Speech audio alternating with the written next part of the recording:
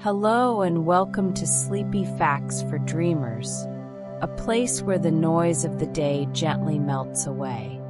In this tranquil place, we slow down, breathe deeper, and drift into calm. Whether you're here to rest, relax, or escape into peaceful stories, let the quiet guide you. Get cozy. Your journey to dreamland begins now. This evening, we're entering into the relaxing world of horses, from the shadows of ancient forests to the open sweep of endless plains. The horse has carried time itself upon its back. Since the earliest fires were lit beneath open skies, the horse has lived not only on the land, but in the imagination of humankind. Across the world, in stories whispered and sung, the horse became more than muscle and motion, it became meaning. In the frozen north, the eight-legged Sleipnir carried gods between worlds, its hooves touching earth, sky, and the unseen realms beyond. In the east, the heavenly horse ran on clouds and wind, a symbol of endurance, loyalty, and noble spirit. In the steppes, the horse was kin, a companion bound to survival, freedom, and the rhythm of the land itself. From the blazing chariot horses of the sun to the gentle guardians of sacred temples, the horse has pulled light across the sky and guided souls through darkness. To warriors, it was courage given form. To travelers, a promise of return. To farmers, a quiet strength at dawn. To poets, an endless metaphor for beauty that cannot be owned and power that must be respected. And in every age, the horse mirrored us. Our longing to run beyond horizons. Our struggle between wildness and belonging. Our desire to move forward, even when the path is uncertain. The horse taught humanity how to journey, not only across continents, but through time itself. So now, in this year of the horse, we pause. We honor a creature that carried our ancestors, built civilizations, shaped legends, and still stands with quiet dignity in a changing world. The horse reminds us that progress need not forget grace, that strength can be gentle, that freedom is not found in conquest, but in harmony with the living earth. As hooves touch ground, as breath rises in the cool air, the story continues, not written in words, but in movement, memory, and trust.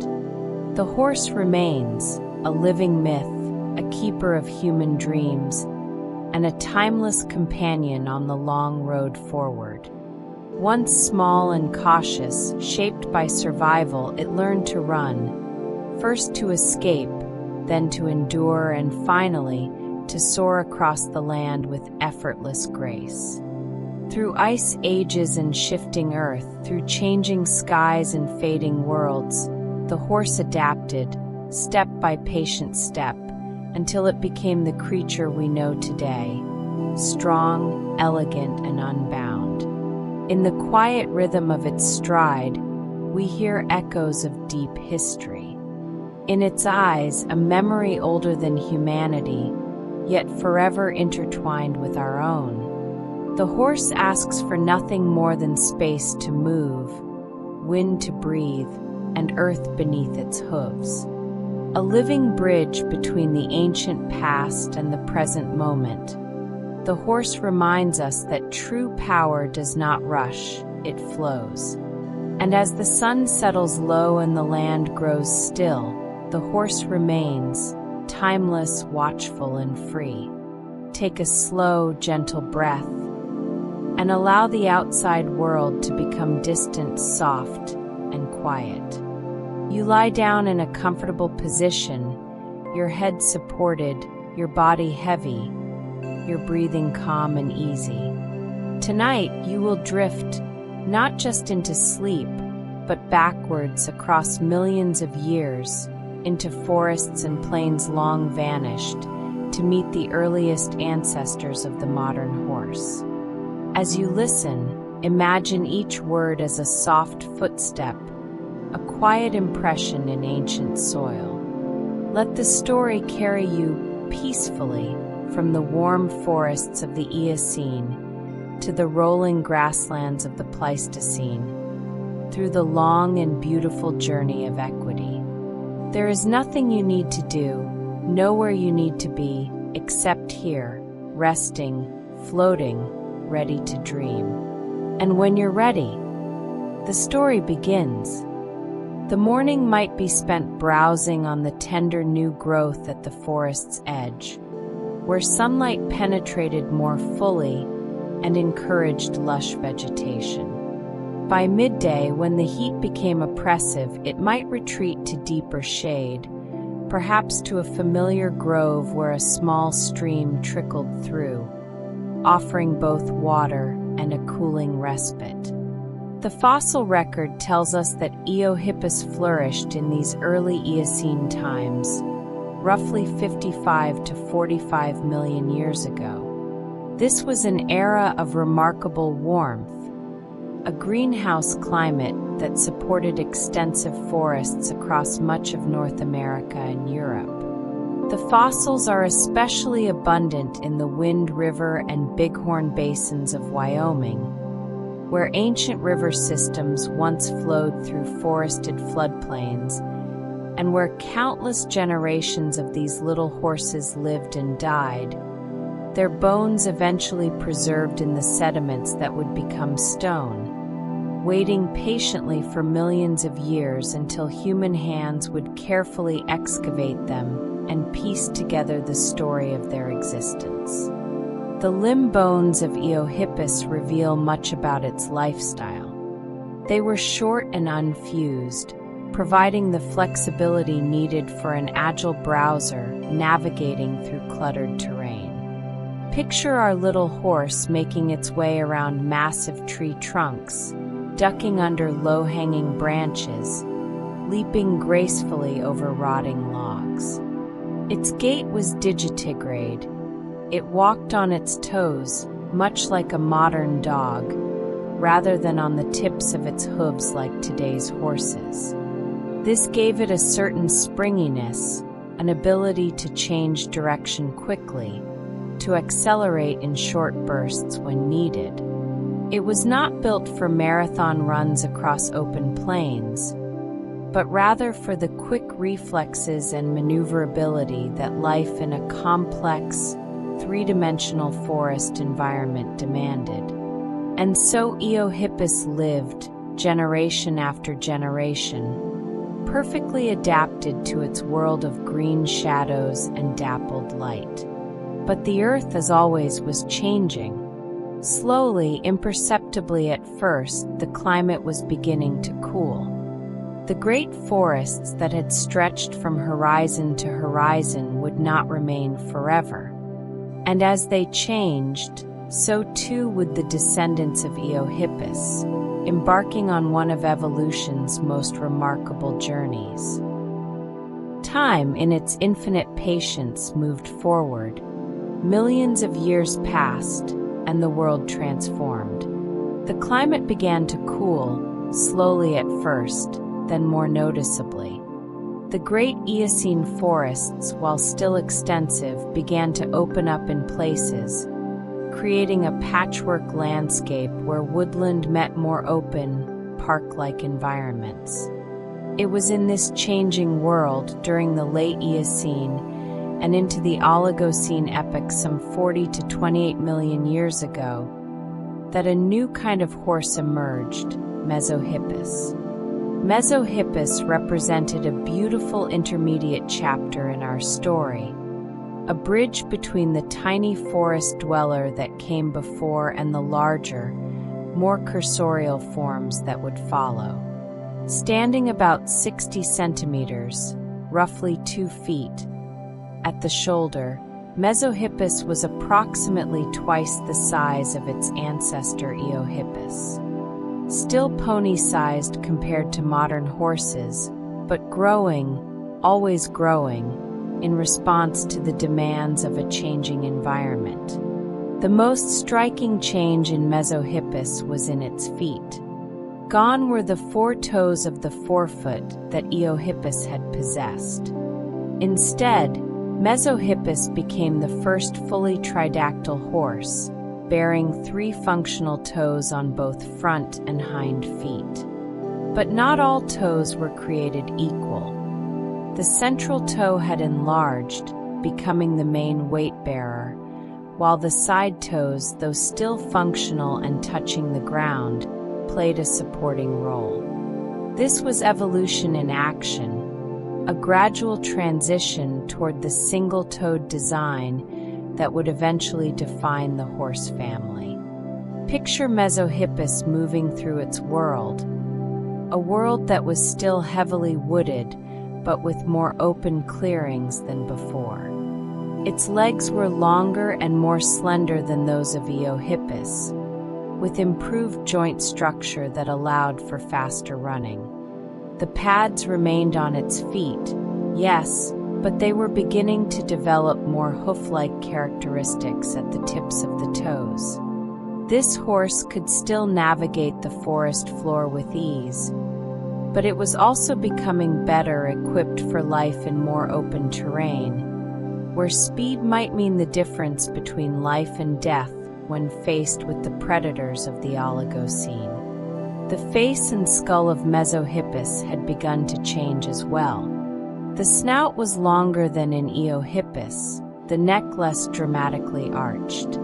If you could have looked at a Mesohippus skull, you would have noticed a small depression, a facial fossa on each side, a feature that would help paleontologists identify different species millions of years in the future. The teeth, too, had evolved.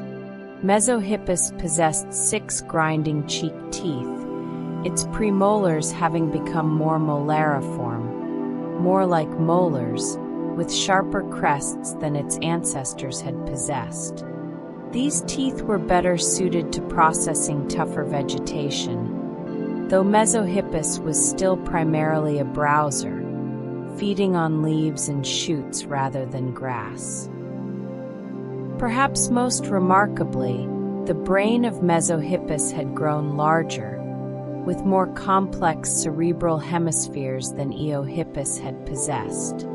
This suggests enhanced sensory processing, greater intelligence, better awareness of its surroundings, all valuable traits as climates shifted and habitats changed.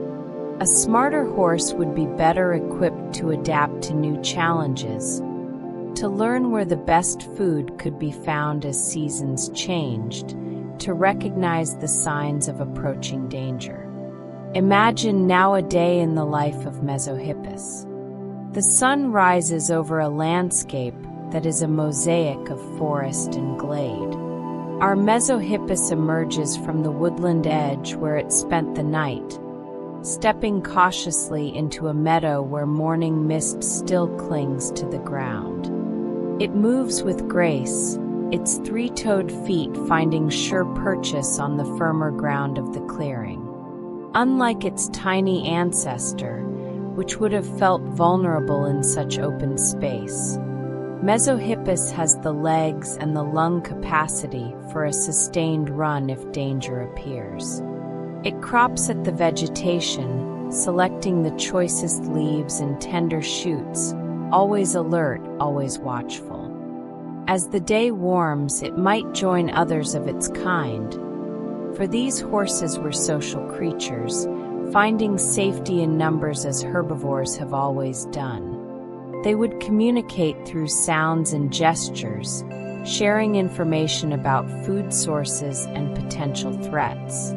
When the heat of midday became intense, they would retreat to the dappled shade of the woodland margins, standing together, occasionally grooming one another, building the social bonds that would help ensure the survival of the group. You drift into the late Eocene and early Oligocene, where forests recede into more open woodlands, patches of grass slowly appearing like soft strokes of green across the earth. And what of Myohippus? This next step in our journey emerged around 36 million years ago, coexisting with Mesohippus for about 4 million years before its predecessor faded from the fossil record. Myohippus was larger still, standing about 90 centimeters, roughly 3 feet, at the shoulder. It represented subtle but important advances over Mesohippus. Its ankle joints were more stable, better designed for the stresses of faster running. Its facial fossae had become larger and deeper, and most significantly, its upper cheek teeth had begun to develop an extra crest, a small but important modification that would become characteristic of later horse teeth, better suited for processing increasingly tough vegetation. The significance of these changes might seem small when viewed in isolation, but they represent evolution's patient work, the gradual refinement of design in response to environmental pressures. As the Oligocene gave way to the early Miocene, and as grasslands began their slow but inexorable expansion across the continents, these changes would prove crucial to the survival and success of the horse family. Time flows gently like a river beneath moonlight. You slip forward a few million years. The world is more open now, cooler, with patchy woodlands and broad valleys. Here lives Myohippus, larger and sturdier than Mesohippus. Some stand nearly 90 centimeters at the shoulder. Their legs are longer, their joints stronger, their brains slightly larger. Visualize one moving at a brisk trot across open ground, its 3 toes still present, but the middle toe carrying most of its weight. This is a horse preparing for speed. The cheek teeth now carry an extra crest, signaling dietary shifts toward tougher vegetation. Picture herds grazing, the sound of gentle chewing, wind moving through grasses that are beginning to spread. Imagine the safety of numbers, the early stirrings of social structures that modern horses will inherit. The world is evolving, and so is the horse. Take a gentle breath, and let your mind follow these graceful forms into the expanding light of the Miocene.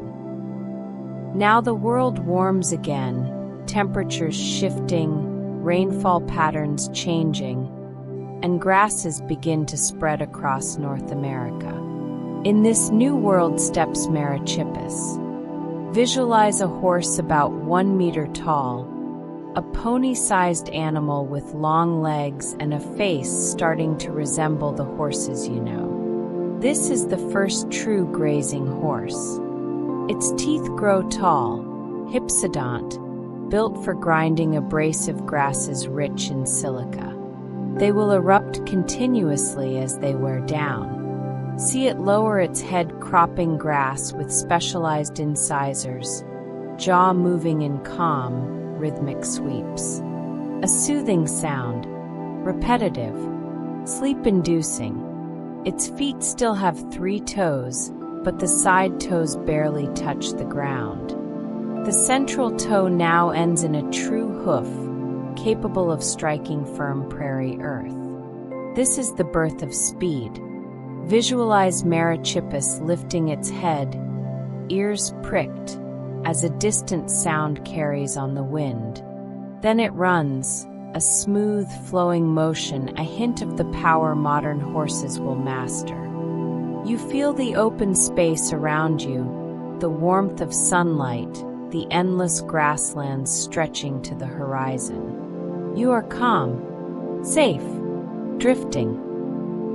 The Miocene epoch, spanning roughly from 23 to 5 million years ago, was a time of dramatic transformation for our planet and for the horses that lived upon it. This was the age when grasslands truly came into their own, spreading across vast regions that had once been forested.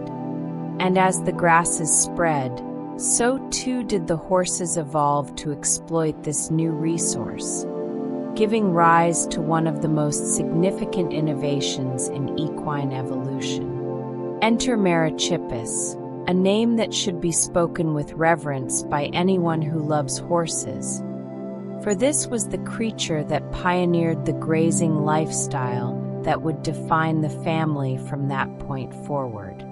Living during the late Miocene, approximately 17 to 10 million years ago, Merychippus stood about 100 centimeters, roughly 39 inches or 10 hands, tall at the shoulder.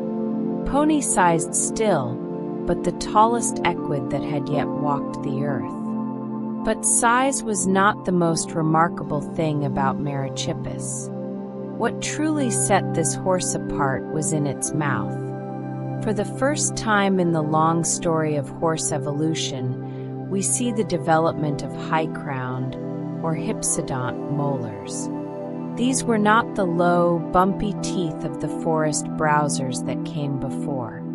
These were tall teeth, with crowns that could reach 2.5 centimeters in height, covered in a thick layer of cement that protected the complex folds of enamel beneath. These were teeth designed for a specific purpose: grinding tough, abrasive grasses. You see, grasses are not like the soft leaves and shoots that earlier horses had fed upon. Grass blades are filled with silica phytoliths, microscopic particles of glass-like material that wear down teeth with ruthless efficiency. A browser's low-crowned teeth would wear away to useless nubs in relatively short order on such a diet. But Merychippus's tall teeth could withstand this constant abrasion, erupting continuously throughout the animal's life to compensate for wear. The thick cement coating helped to bind the enamel folds together, preventing the teeth from fracturing under the constant grinding pressure. The complex folds themselves created numerous cutting edges, shearing and crushing the tough grass fibers with each chewing motion. The skull and jaw of Merychippus had changed to accommodate this new way of eating. The face was longer, the eyes set wider apart, giving a more distinctly horse-like appearance.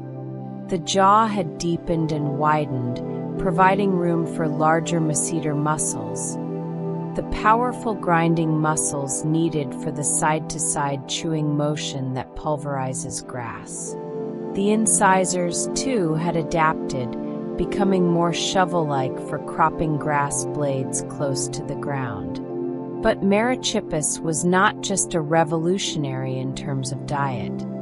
Its entire body had been redesigned for life on the grasslands.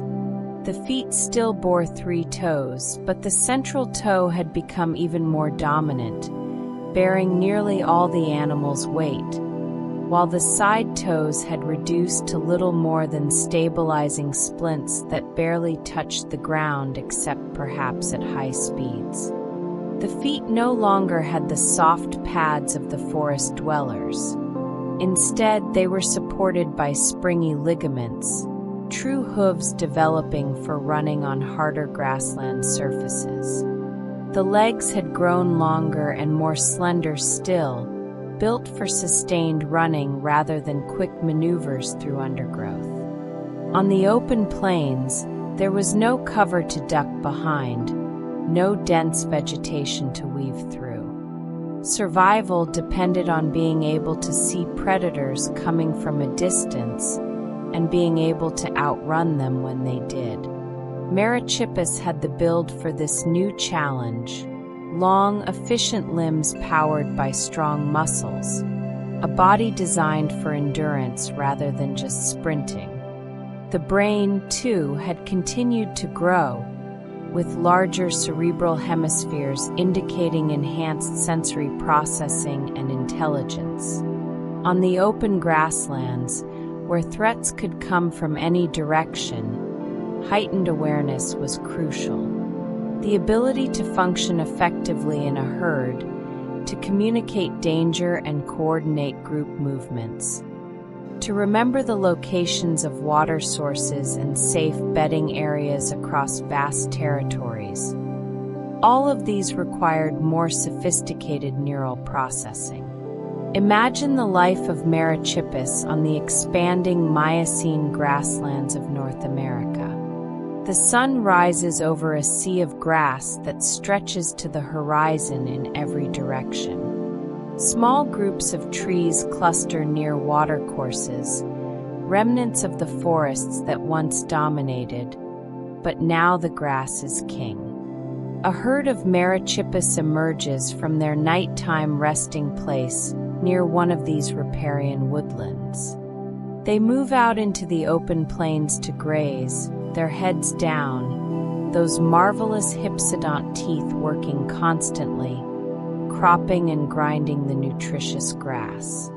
The herd structure provides safety. While most of the horses graze, a few stand watch, their heads raised, ears swiveling, eyes scanning the far distance for any sign of danger. They communicate through subtle body language, through soft whinnies and nickers.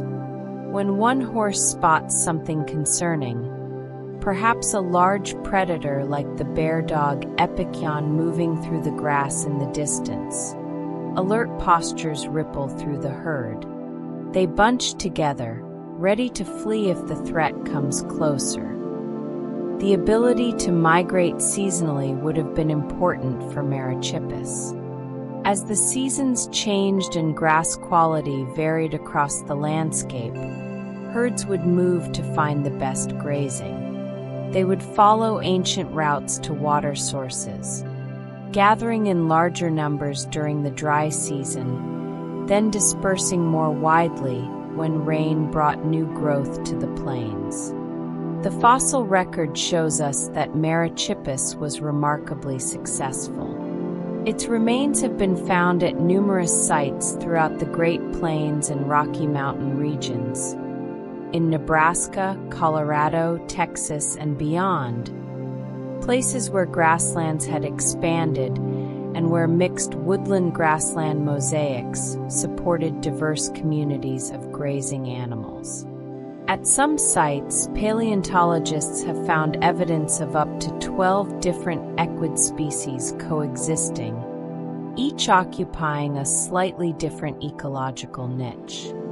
From Merychippus arose a great diversification of horse species, a branching of the evolutionary tree that would see the family spread across multiple continents.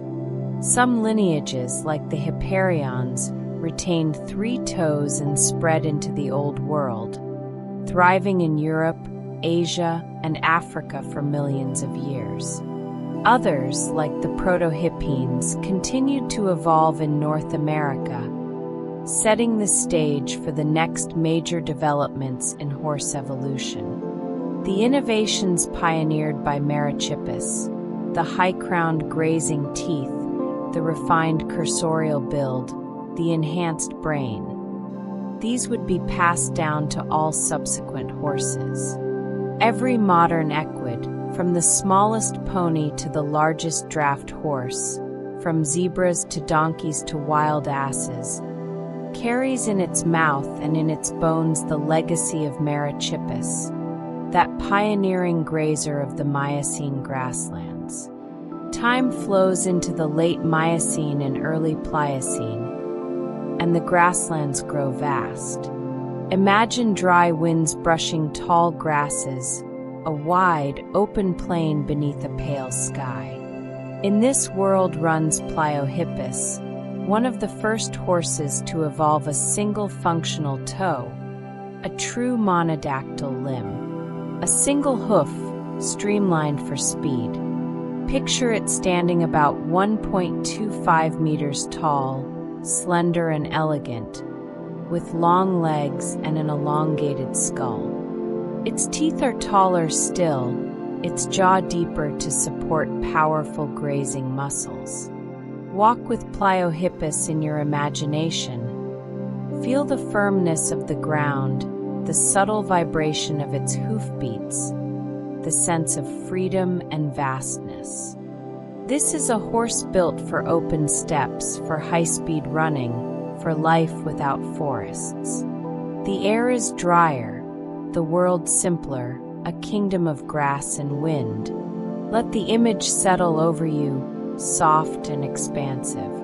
As the Miocene epoch gave way to the Pliocene, the world continued its long, slow cooling. The great ice sheets that would one day dominate the Pleistocene were still millions of years in the future, but the trend toward cooler, drier conditions was unmistakable. Grasslands continued to expand, and the horses continued to evolve in response. This brings us to Pliohippus, a horse of the late Miocene and early Pliocene, living from approximately 15 to 5 million years ago. Pliohippus stood about 1.25 meters, roughly 4 feet, at the shoulder, comparable to a smaller modern horse or a large pony. It represented yet another step closer to the modern horse form, with long, slender limbs featuring fused lower leg bones and the spring ligaments that would make sustained high-speed running possible. The most significant innovation of Pliohippus was its achievement of true monodactyly in many of its species. The side toes, which had been growing progressively smaller and less functional through millions of years of evolution, had finally reduced to mere vestigial splints, thin bones hidden beneath the skin, no longer serving any functional purpose in locomotion. The single central toe bore all the weight now, terminating in a fully developed hoof designed for hard ground. This was the foot structure that would carry horses through the remainder of their evolutionary journey to the present day. The skull of Pliohippus showed further refinements. Deep facial fossae, pits located forward of the eyes, characterized most species, though their exact purpose remains a matter of scientific debate. Perhaps they served as attachment points for facial muscles, or maybe they played a role in vocalization or scent gland function. Whatever their purpose, they were a distinguishing feature of Pliohippus, one that would help paleontologists differentiate it from the horses that would follow. The teeth of Pliohippus had evolved even beyond those of Merychippus. They were taller, more heavily folded, covered in even thicker layers of protective cement. These were teeth built to last, to withstand decades of grinding the abrasive grasses of the Pliocene steppes. The jaw structure, too, had become more robust, more specialized for the constant work of grass processing. Picture Pliohippus in its natural habitat, the increasingly open prairies of the late Miocene and early Pliocene. Great herds moved across landscapes where grass stretched to the horizon, broken only by the occasional watercourse or rocky outcrop. These horses were social creatures, living in groups with complex hierarchies and relationships. Stallions would compete for breeding rights, engaging in ritualized displays and occasional combat. Mares would form strong bonds, often staying together for years, their offspring learning the ways of the herd from birth. Life on the open plains presented constant challenges. Predators were ever-present threats, large cats, bear dogs, and other carnivores that had likewise evolved to exploit the bounty of the grasslands. Pliohippus depended on its speed and endurance to survive. Those long legs and spring-loaded hooves could carry it at speeds exceeding 40 miles per hour, and the efficient cardiovascular system meant it could maintain a swift pace for extended periods, outlasting most predators in a sustained chase. The climate during the time of Pliohippus was dynamic and challenging. The late Miocene saw global temperatures dropping, atmospheric CO2 levels falling below 300 parts per million. Monsoon patterns weakened, and aridity increased across many regions. The forests continued their retreat, and grasslands became even more dominant. By the Pliocene, the landscape had transformed into true steppes in many areas, vast, open prairies with only sparse tree cover along waterways. These environmental changes were not easy for the horse family as a whole. Many lineages that had thrived during the Miocene began to decline. The three-toed hipparions, which had been incredibly diverse and successful, started to lose ground to the more cursorial, single-hoofed forms like Pliohippus. Other horse lineages, particularly those that had retained more generalized, browsing lifestyles, found themselves squeezed out as their woodland habitats continued to shrink. But Pliohippus, specialized as it was for grassland life, thrived in this changing world, at least for a time. Fossils of Pliohippus have been found throughout the Great Plains, from Canada in the north to Texas in the south. The famous ashfall beds of Nebraska preserve remarkable death assemblages where herds of these horses perished together, probably overcome by volcanic ash from distant eruptions, their skeletons telling us much about their social behavior and biology. Yet even Pliohippus, successful as it was, would eventually face its own challenges. By the late Pliocene, around 6 to 5 million years ago, fossil evidence shows a decline in Pliohippus populations. They were being outcompeted by a new form, one that would refine the grassland adaptations even further and set the stage for the final act in our story. That form was Dinohippus, emerging around 13 million years ago and persisting until roughly 3.6 million years ago. Dinohippus stood taller than Pliohippus at about 1.5 meters, 5 feet, at the shoulder, with an estimated weight of 300 to 350 kilograms, similar to a modern light horse breed. It was truly horse-like in its proportions, its movements, its very essence. Dinohippus exhibited several crucial advances over Pliohippus. Most important, it was the first horse to develop what's known as a stay apparatus, a system of passive locking tendons and bones that allows a horse to stand for extended periods without muscular effort. This might not seem like a dramatic innovation, but consider what it meant. A Dinohippus could rest while standing, conserving energy during the day, remaining alert for predators without the metabolic cost of constantly contracting muscles to maintain its stance.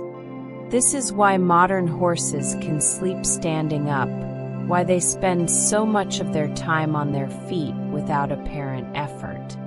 Imagine the plains becoming even more open, the climate cooling further, the vegetation shifting toward tough, fibrous C4 grasses.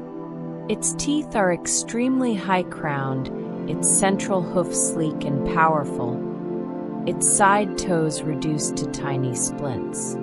See it grazing peacefully in a quiet herd, tails swishing softly, ears flicking gently, the rhythmic sound of chewing blending with the whisper of wind. The skull of Dinohippus had a straight facial profile, no longer the dished or convex faces of earlier forms, but a profile very much like that of a modern horse. The facial fossae, so prominent in Pliohippus, had become much shallower in Dinohippus, starting the transition toward their complete disappearance in later forms. The jaw was deep and robust, housing those ever-improving hypsodont teeth with their straight, were planes and remarkable grinding efficiency. The feet were fully monodactyl, a single weight-bearing hoof with only the slightest remnants of the side toes remaining as splints. The metapodials, the long bones between the hock or knee and the hoof, were remarkably slender and elongated, optimizing the pendulum-like swing of the lower leg during running. Every aspect of Dinohippus's anatomy spoke of specialization for life on open grasslands, for sustained running, for the exploitation of grass as a primary food source. Interestingly, the fossil record shows some variation in Dinohippus, particularly in Nebraska's ashfall beds where some individuals show three-toed feet alongside monodactyl forms. This suggests that the transition to complete monodactyly may have been gradual, and that some populations retained polymorphism, genetic variation, in this trait for extended periods. Dinohippus had a wide geographic range, with fossils found from Alberta in Canada all the way south to Panama and from the Atlantic coast to the Pacific. This widespread distribution speaks to its adaptability and success.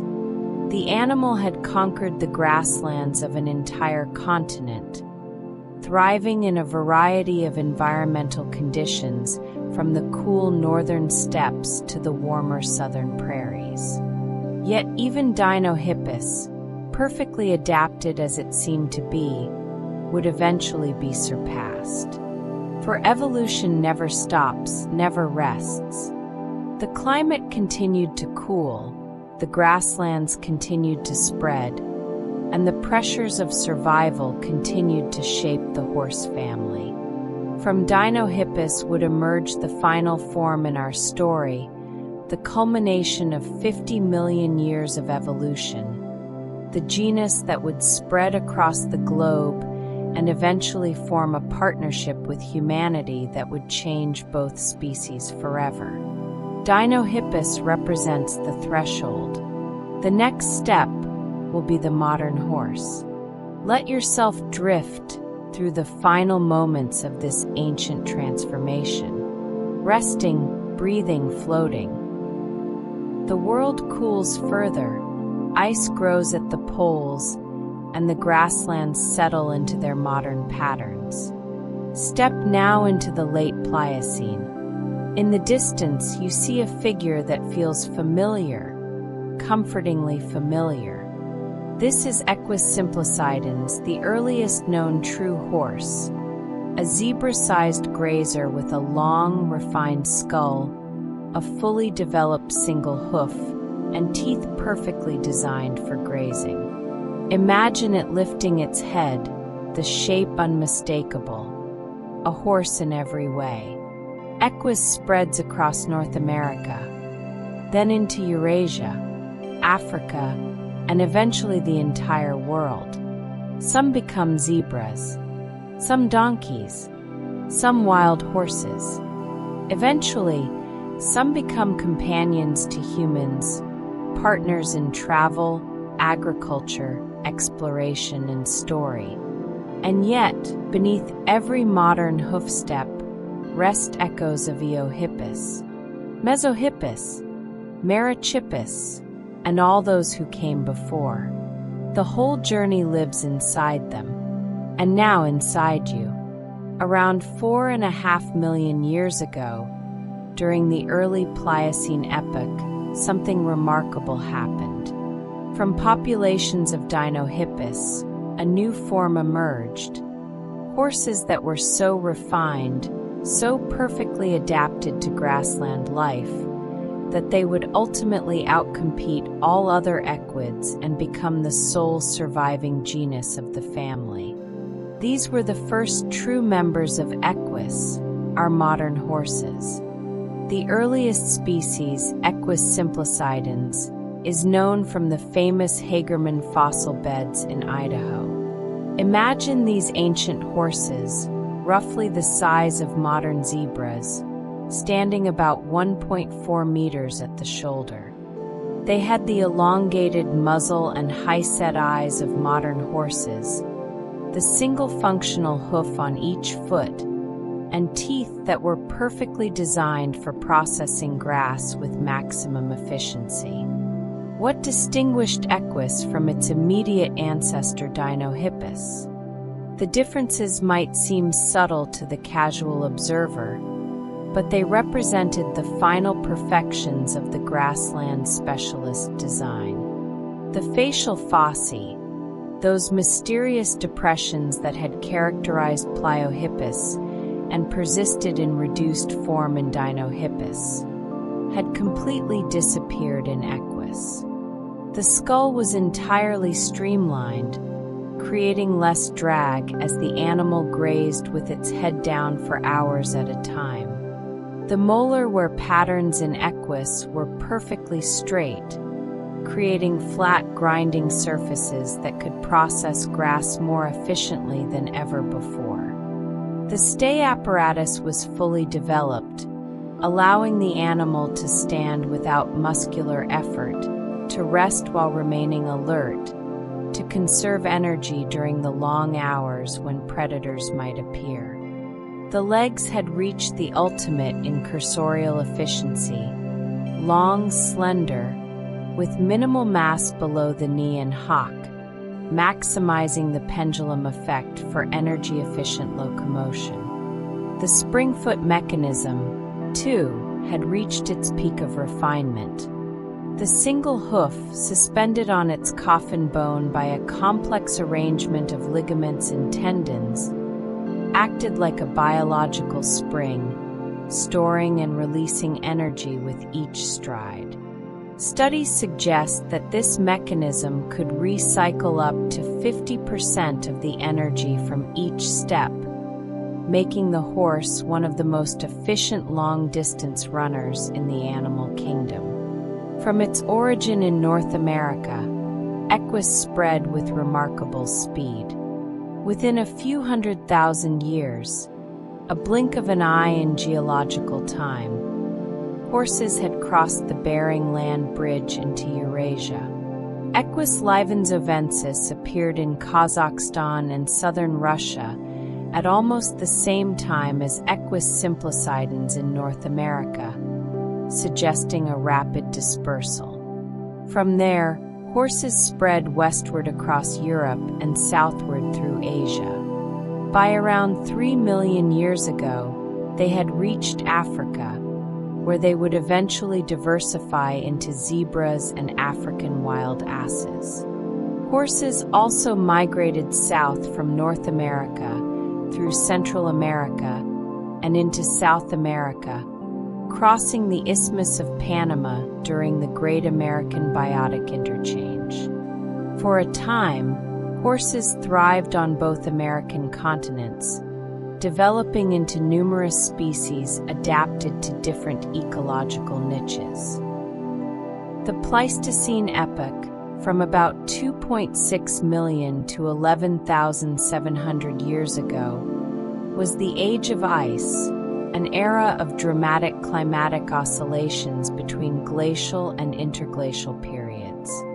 During this time, horses reached perhaps their greatest diversity, with numerous species spread across every continent except Australia and Antarctica. In North America alone, at least 10 different genera of horses coexisted at various points during the Pleistocene. But then came a catastrophe for the horses of the Americas. Beginning around 13,000 years ago and accelerating around 11,000 years ago, Horses, along with many other large mammals, went extinct across both North and South America. The exact causes remain debated. Climate change, as the last ice age ended, certainly played a role. Human hunting pressure may have been a factor as well. Some scientists suggest that diseases, either carried by humans or their domestic animals, may have contributed to the extinctions. Whatever the cause, by about 8,000 years ago, there were no more horses in the Americas. The land where the family had originated and evolved for 50 million years was left without a single living equid. Horses survived only in Eurasia and Africa, in the form of several species of wild horses, asses, and zebras. But the story was far from over. Somewhere on the steppes of Central Asia, perhaps around 5,500 years ago, a momentous event occurred. Humans domesticated the horse. This single act would reshape human civilization and ensure the survival and global spread of Equus caballus, the species we know today as the domestic horse. Imagine standing on a gentle hill at dusk, watching a herd of early equus grazing peacefully below. The sky glows warm shades of gold, lavender, and deep blue. You feel the long history behind them, stretching like a soft trail into the ancient past. You breathe deeply, the air cool, quiet, still. You feel connected to them, to all creatures, to the long, slow unfolding of life across time. Everything is peaceful. You are at ease. Your body feels heavy and warm, your mind soft and drifting. Let the imagery blur, becoming mist, becoming twilight, becoming the gentle darkness before sleep. The partnership between humans and horses represents one of the most significant relationships in history. Early horse domestication likely occurred among the peoples of the Pontic-Caspian steppe, the vast grasslands stretching from modern-day Ukraine to Kazakhstan. These were the homelands of cultures like the Boitai and later the Yamnaya, pastoral peoples who first learned to harness the speed and strength of horses. Initially, horses may have been kept primarily for meat and milk, as they are relatively easy to manage in large herds on grassland. But someone will never know who first thought to climb onto a horse's back or to harness one to pull a load. That moment changed everything. With horses, people could travel farther and faster than ever before. Nomadic cultures could manage larger herds across greater territories. Armies could move with unprecedented speed and striking power. Information could be carried across vast distances. Trade networks expanded. Civilizations rose and fell, their fates often intertwined with their mastery of horsemanship. From those early domesticated populations on the steppes, horses spread across the Eurasian landmass with human migrations.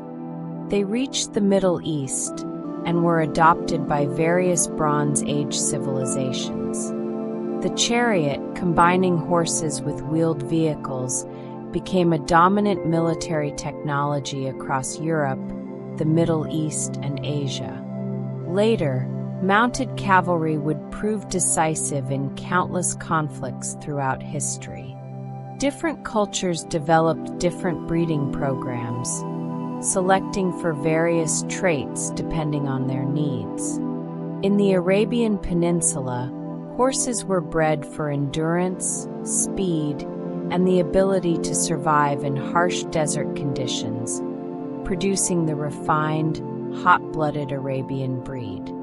In Europe, heavier breeds were developed for warfare and agricultural work. powerful animals like the Shire and Percheron that could carry armored knights or pull heavy plows through difficult soil. On the steppes, peoples like the Mongols bred tough, hardy ponies capable of surviving with minimal care, while providing the mobility that would allow the creation of the largest contiguous land empire in history.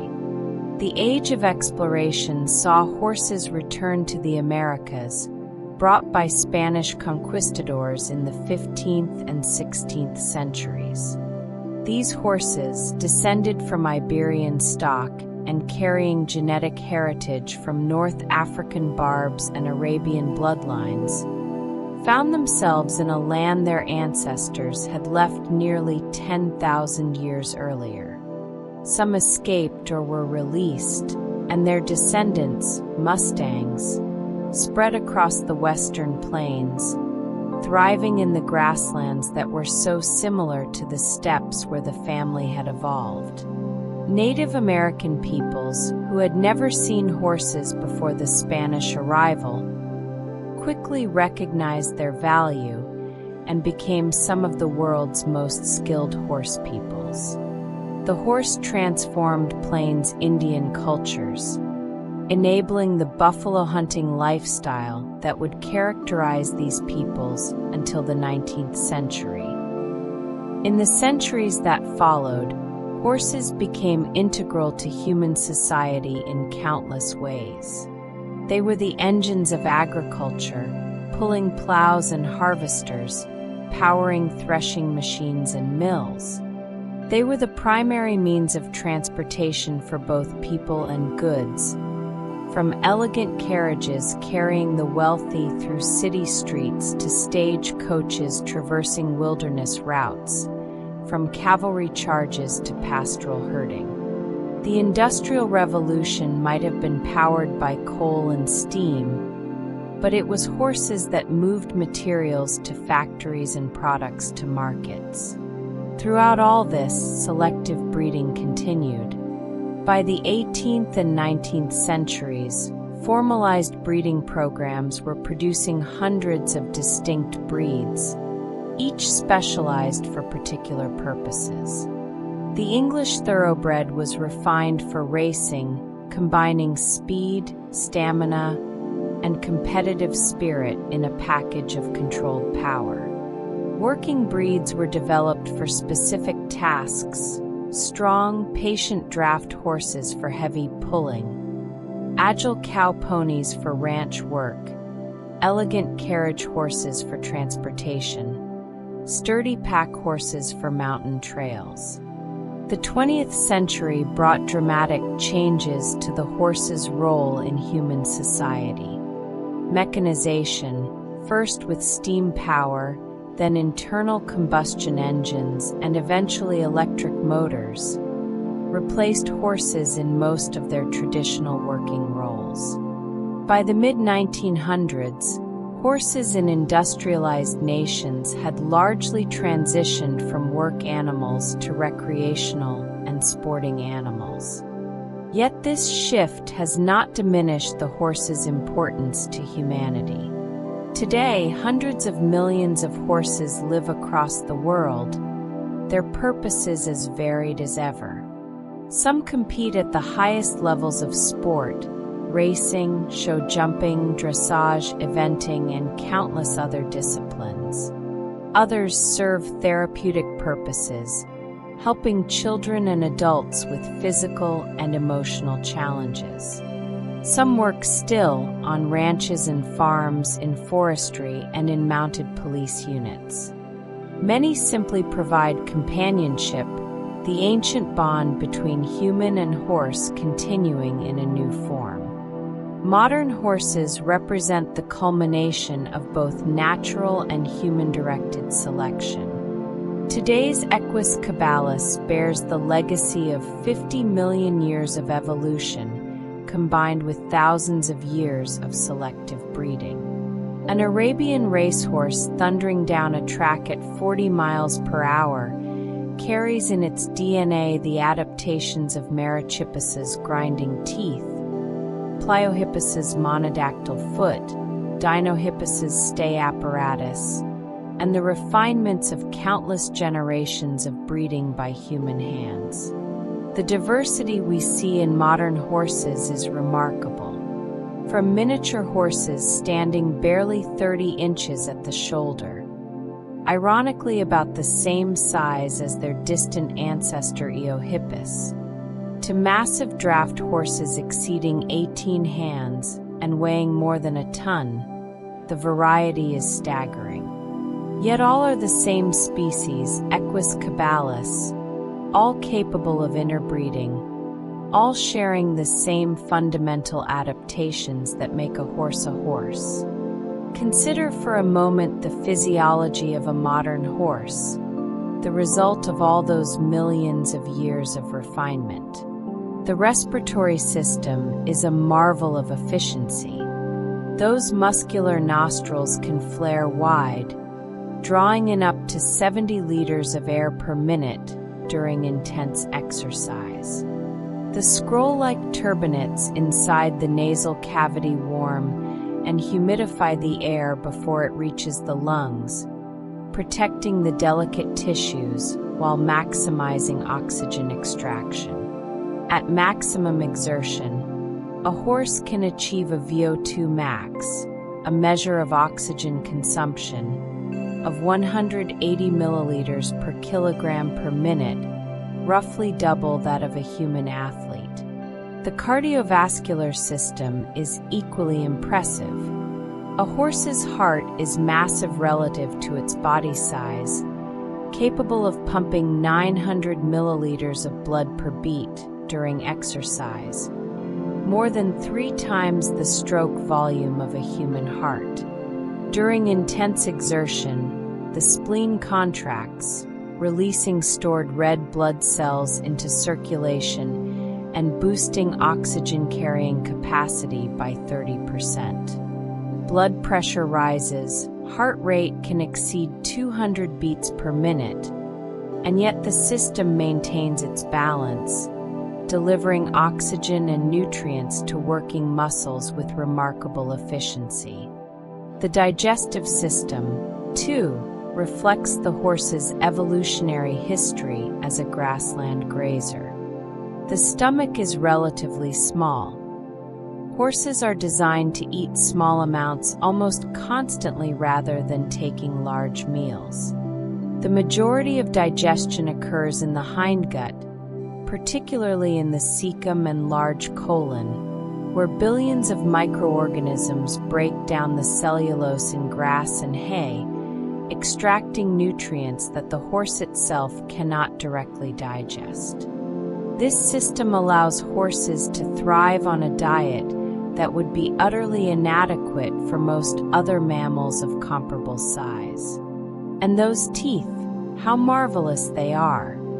The hypsodont molars of a modern horse can be 7 centimeters tall when they first erupt, with complex folds of enamel creating multiple cutting surfaces. They erupt continuously throughout the horse's life, compensating for the constant wear from grinding abrasive grasses. A horse's age can be roughly estimated by examining the wear patterns on its teeth, a practice horsemen have used for centuries. The old saying, "Never look a gift horse in the mouth," comes from this practice. It was considered rude to check the age of a horse given as a gift, as it implied you were assessing its value rather than simply being grateful. The social behavior of modern horses echoes that of their wild ancestors. Horses are fundamentally herd animals, finding comfort and security in the company of their own kind. In the wild or in feral populations like the mustangs of the American West, horses form harems. Small groups consisting of a dominant stallion, several mares, and their offspring. Young males are driven from the harem when they reach sexual maturity, forming bachelor bands until they are strong enough to claim mares of their own. Within the herd, a complex social hierarchy exists. While the stallion may be the most visible member, often it is an older, experienced mare who actually leads the herd to food and water, who decides when to move and where to go. The herd communicates through a rich vocabulary of sounds: whinnies, nickers, squeals, snorts, and an even richer vocabulary of body language. The position of ears, the set of the tail, the posture of the body, all convey information. A lowered head and licking lips signal submission or peaceful intent. Pinned ears and bared teeth warn of aggression. Mutual grooming strengthens social bonds and helps members of the herd relax. Modern horses retain the predator-prey instincts of their ancestors. Their eyes, positioned on the sides of their heads, provide nearly 360-degree vision, allowing them to detect threats from almost any direction. They have excellent night vision, aided by the tapetum lucidum, a reflective layer behind the retina that maximizes available light. Their hearing is acute, those mobile ears constantly swiveling to catch sounds. Their sense of smell is highly developed, allowing them to detect other horses, recognize familiar humans, and identify potential dangers. The flight response is deeply ingrained in the horse's psychology.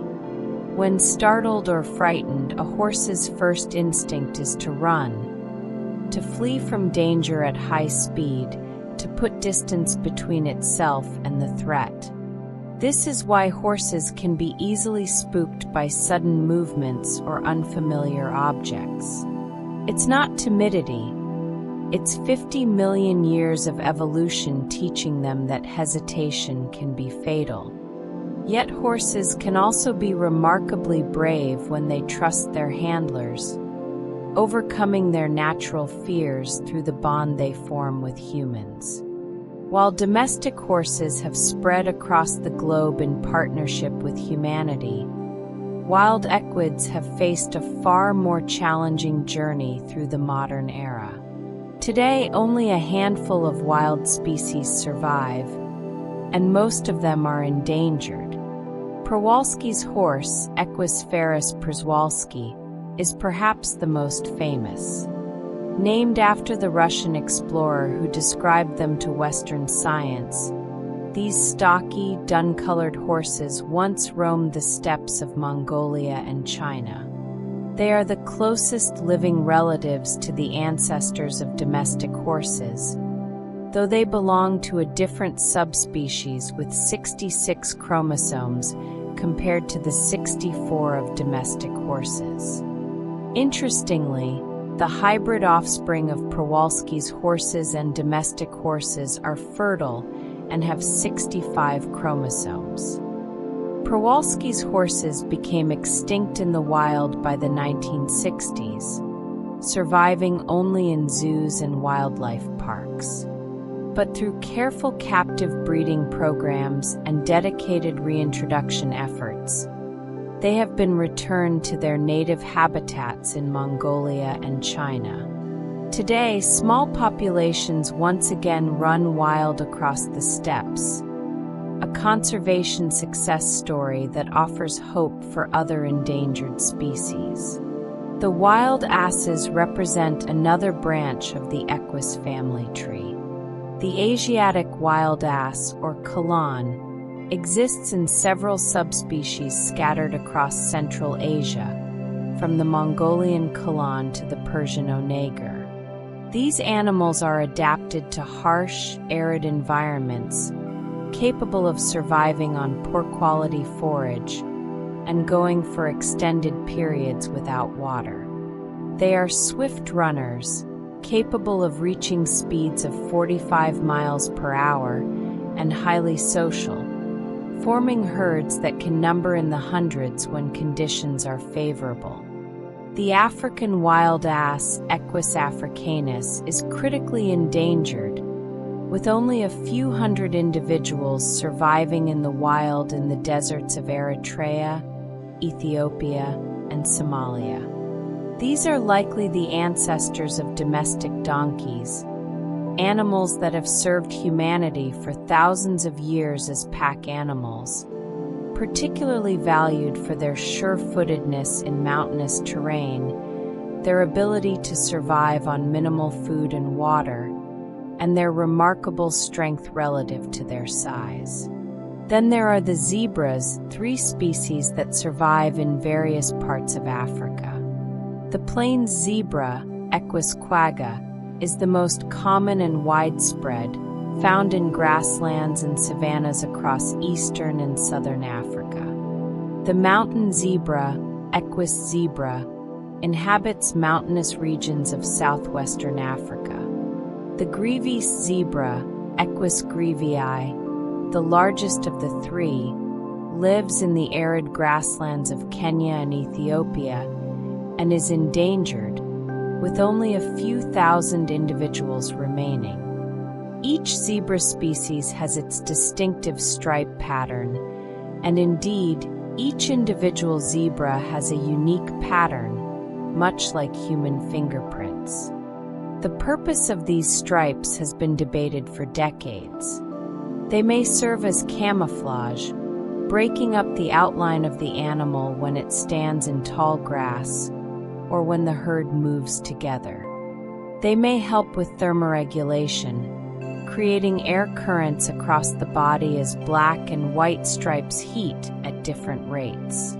Recent research suggests they may primarily serve to confuse biting flies, which seem to have difficulty landing on striped surfaces.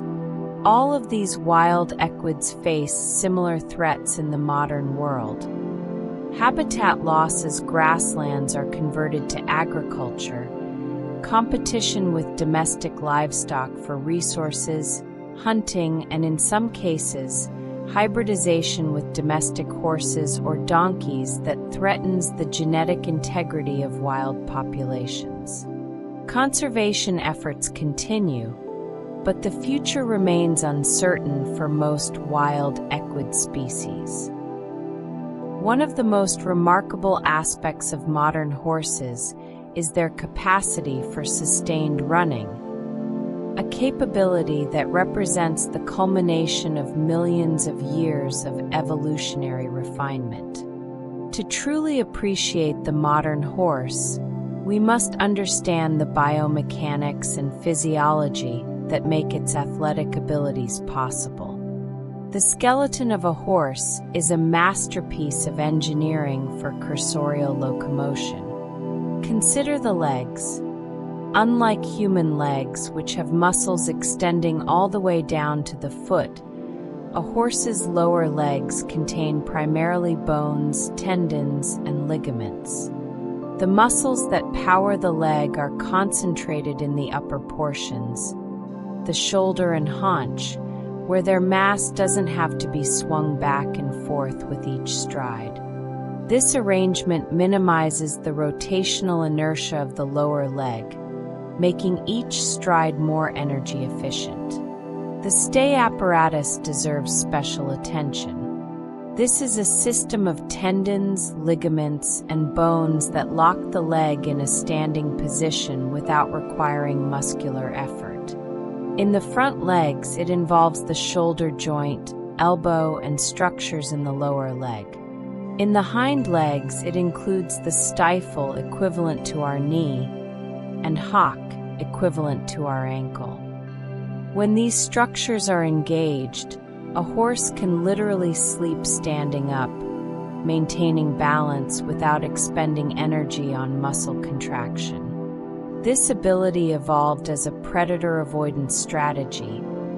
A standing horse can flee immediately if threatened, while one lying down needs precious seconds to rise, seconds that could mean the difference between life and death. The hoof itself is a wonder of natural engineering. It's not just a solid block of keratin, it's a complex structure with shock-absorbing properties. When the hoof strikes the ground, it expands slightly, spreading the impact force.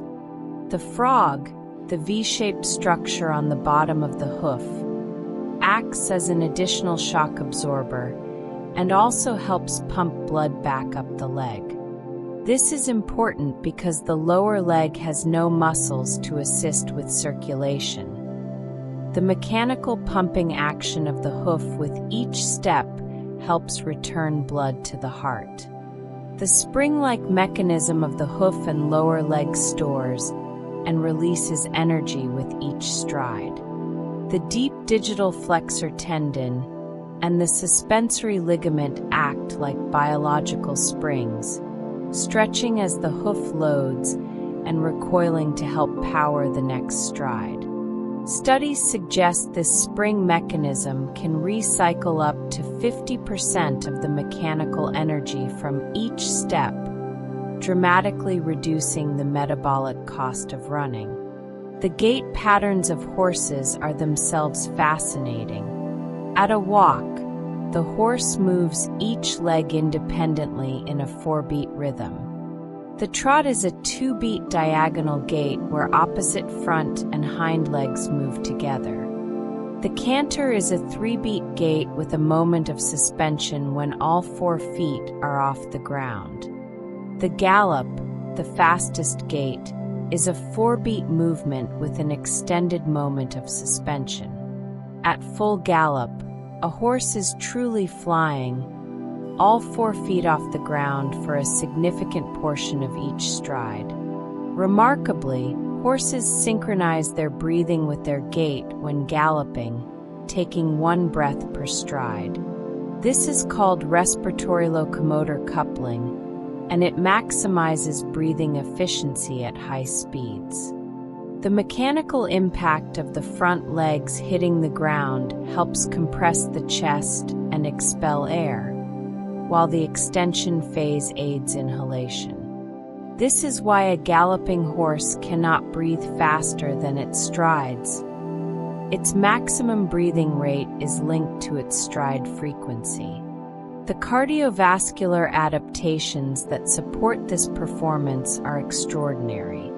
A racing thoroughbred's heart can weigh up to 10 pounds, compared to a typical adult horse heart of 7 to 9 pounds. The famous racehorse secretariat, who set records that still stand decades later, reportedly had a heart estimated at 22 pounds, more than twice normal size. This massive heart could pump enormous volumes of blood with each beat, delivering oxygen to working muscles at rates that enabled his phenomenal performances. During intense exercise, a horse's heart rate can reach 220 to 240 beats per minute. Cardiac output, the total volume of blood pumped, can increase from about 35 liters per minute at rest to over 250 liters per minute during maximum exertion. The spleen, which stores red blood cells, contracts during exercise, releasing these cells into circulation and increasing oxygen-carrying capacity by as much as 30%. Recent genetic research has uncovered some of the molecular mechanisms underlying these adaptations. A 2025 study identified what researchers call an aerobic bypass mechanism in horses. The gene PGC1-alpha, which regulates mitochondrial function and aerobic metabolism, can be upregulated in horses without triggering the production of harmful reactive oxygen species that typically accompany such upregulation in other mammals. This allows horses to sustain high levels of aerobic metabolism for extended periods without accumulating oxidative damage to their tissues.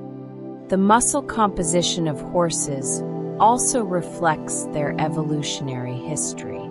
Different breeds have different proportions of muscle fiber types.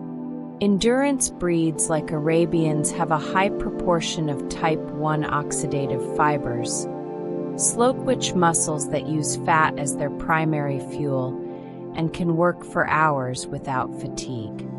Sprint breeds like quarter horses have more type IIB glycolytic fibers, fast-twitch muscles that produce explosive power for short periods.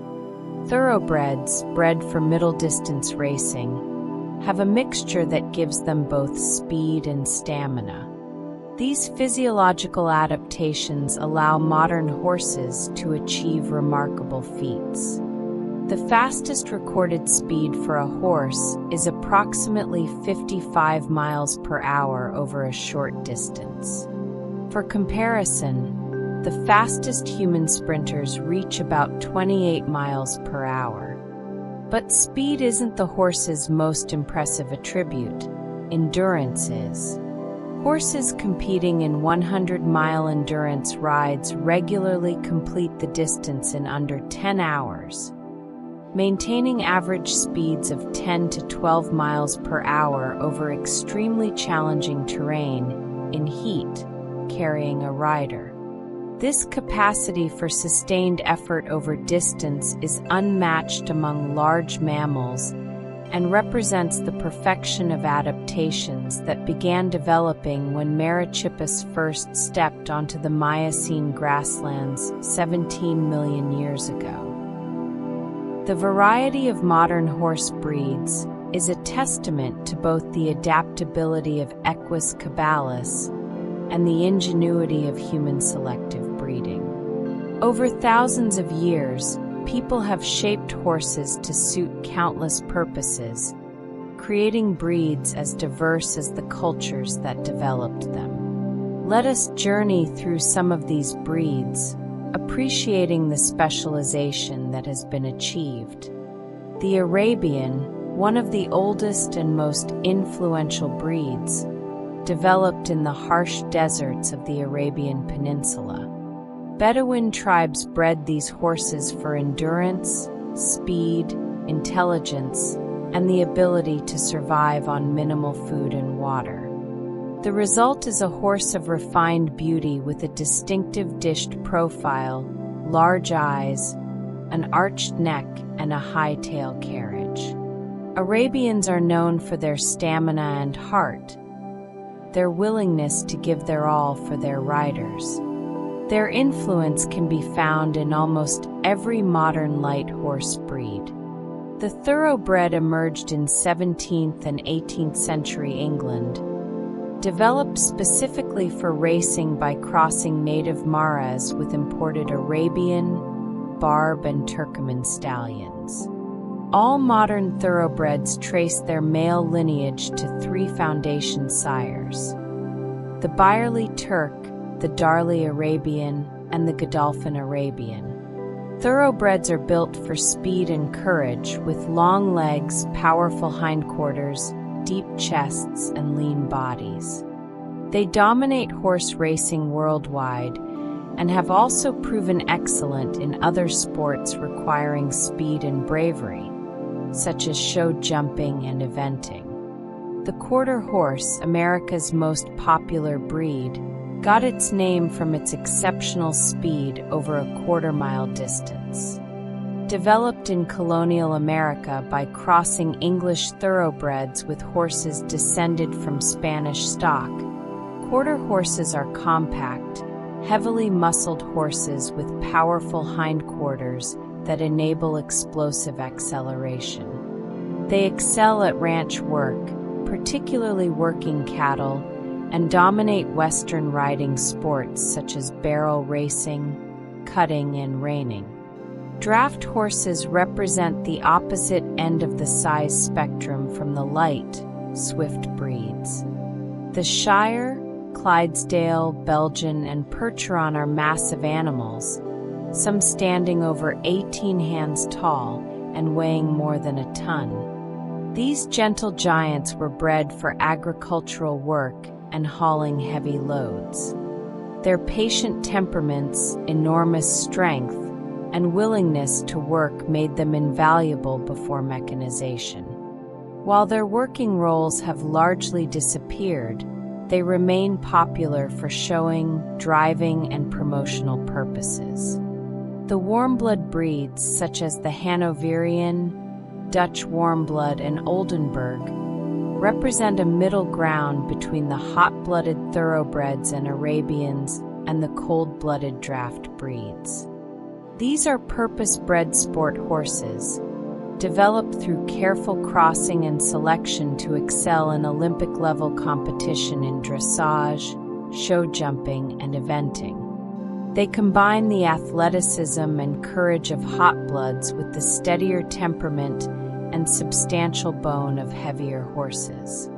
Then there are the pony breeds, horses that remain relatively small even when fully mature. The Shetland, from the harsh islands north of Scotland, developed into a remarkably tough, strong animal despite standing only about 40 inches tall. Welsh ponies, Connemara ponies, and many others have served as children's mounts, driving ponies, and all-around farm helpers for generations. Some breeds have developed remarkable specializations. The Icelandic horse, descended from Norse ponies brought to Iceland over 1,000 years ago, has 5 gaits instead of the usual 3 or 4. It can tolt, a smooth, running walk that's comfortable for long-distance travel over rough terrain. The Akeltek from Turkmenistan has a distinctive metallic sheen to its coat, the result of the hair structure, and is renowned for its endurance in desert conditions.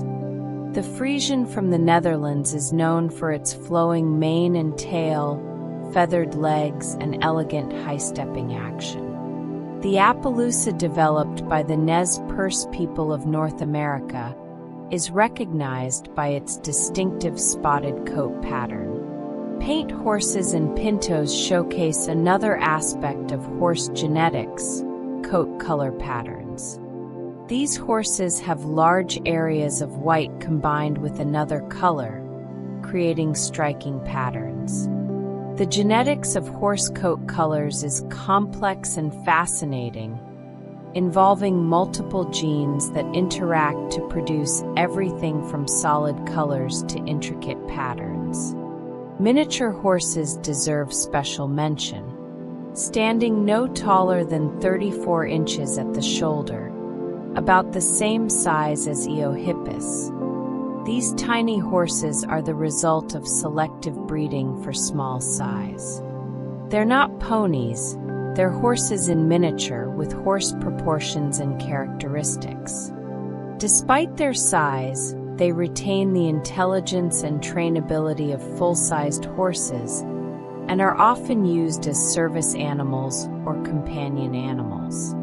Each of these breeds, and the hundreds of others that exist worldwide, represents a combination of natural equus characteristics and human selection for specific traits. Yet beneath the diversity, all share the fundamental adaptations that make a horse. The hypsodont teeth for grinding grass, the single-toed hoof, the stay apparatus, the efficient cardiovascular system, the social nature. They are all equus caballus, all capable of interbreeding, all part of the great family tree that stretches back 50 million years to those tiny forest dwellers of the Eocene. And so our journey through time comes to an end, though the story of horses continues into the future. From Eohippus in the Eocene forests to Equus in the modern world, we have traced a path through 50 million years of evolution, witnessing the transformation of a small, multi-toed browser into the magnificent single-hoofed grazer that has captured human imagination and partnership. Think of the changes we have seen, from 4 toes to 3 to 1, from padded feet to spring-loaded hooves, from low-crowned browsing teeth to high-crowned grazing teeth, from short legs suited for forest life to long legs built for speed on open plains, from small, simple brains to larger, more complex ones, from solitary animals to social herds, from animals the size of house cats to creatures weighing half a ton or more.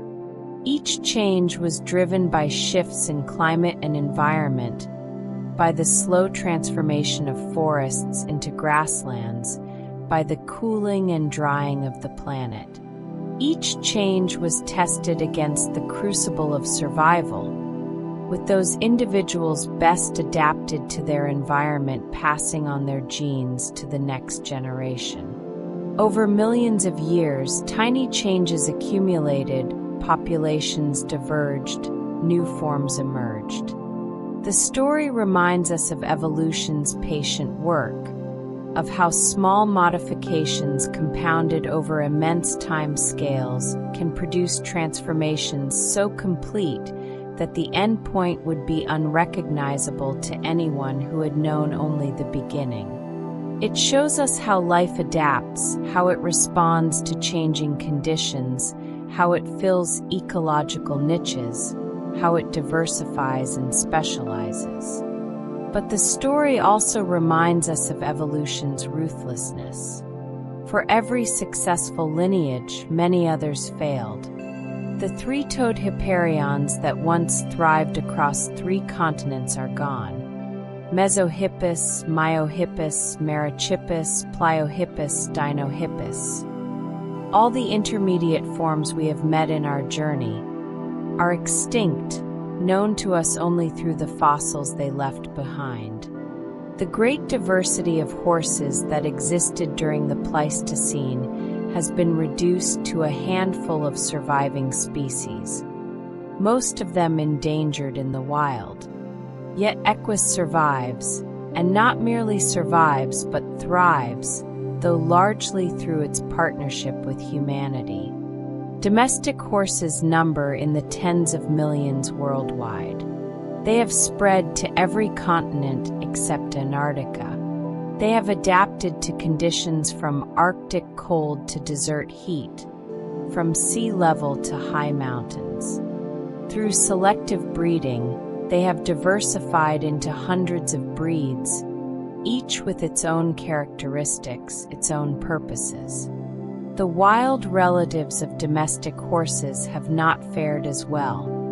Przewalski's horses, the closest living relatives to the ancestors of domestic horses, were extinct in the wild within living memory and survive now only through conservation efforts.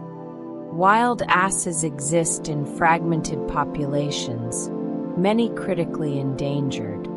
Zebras face pressure from habitat loss and human encroachment. The future of wild equids depends on our commitment to their conservation. Perhaps there is a lesson in this. Evolution gave us the horse, shaped by 50 million years of environmental pressure, into a creature of grace, speed, and endurance. But evolution cannot protect the horse from the rapid changes that human civilization has brought to the planet. That responsibility falls to us. When you see a horse, whether it's a child's pony at a local stable, a police horse on a city street, a racehorse thundering down a track, or a draft horse pulling a wagon in a historical demonstration, take a moment to appreciate the journey that animal represents. See past the particular breed, past the domestication, back through the millennia to Dinohippus on the Pliocene steppes, to Merychippus grazing the Miocene grasslands, to Mesohippus in the Oligocene woodlands, all the way back to tiny Eohippus hiding in the Eocene forest shadows. See the teeth that evolved to grind tough grasses. See the single hoof that replaced multiple toes. See the long legs that evolved for running across open plains. See the large eyes positioned to detect predators. See the social nature that evolved for herd living. See 50 million years of adaptation, of survival, of change. And then perhaps feel a sense of wonder at the remarkable journey of evolution at the patience of deep time, at the power of small changes accumulated across countless generations. Feel gratitude for the partnership between human and horse, a relationship that has shaped both species in profound ways. Feel responsibility for ensuring that horses, both domestic and wild, have a future as remarkable as their past. The story of the horse is not just a story about horses. It is a story about life itself, about adaptation and change, about survival and extinction, about the deep connections between climate, environment, and the living world. It is a story about time, vast stretches of it that our human minds struggle to truly comprehend, and about how that time can shape and reshape living things in ways both subtle and profound. As we conclude our journey, let us carry with us an appreciation for the ancient lineage that horses represent, for the remarkable adaptations they have developed, and for the beauty they bring to our world. From the dawn horse of the Eocene to the horses that share our world today, the family equity has given us a window into evolution's workings, a chance to trace one unbroken line of descent across an almost inconceivable span of time. They have truly come a long way since their beginnings as the small forest dwellers they once were millions of years ago. And how very beautiful they are indeed, beautiful not just in their physical form, but in the story they tell, the journey they represent, the testament they provide to life's remarkable ability to adapt, to endure, to transform across the ages. May we honor that journey by ensuring that horses have a future as rich and full as their past has been long and remarkable. And may we remember, when we look into the eyes of a horse, that we are looking at the present incarnation of a family whose story spans the vast reaches of geological time, connecting us to worlds and eras long vanished but not forgotten, preserved in stone and bone and living flesh. Your journey through time is coming to a close. You have walked through forests 55 million years old, stood on Miocene grasslands, watched the first horses run across ancient plains. You have followed the transformation from tiny forest browsers to the powerful, graceful horses of today. And in this moment, your journey is complete. Feel your breath soften, your limbs relax, your thoughts slowing to a peaceful drift. You are safe. You are calm. You are ready to sleep. Allow yourself to sink deeper and deeper into the quiet, into the comfort, into the warm embrace of rest. The ancient horses fade gently into the night, and you follow them into peaceful dreams. Good night.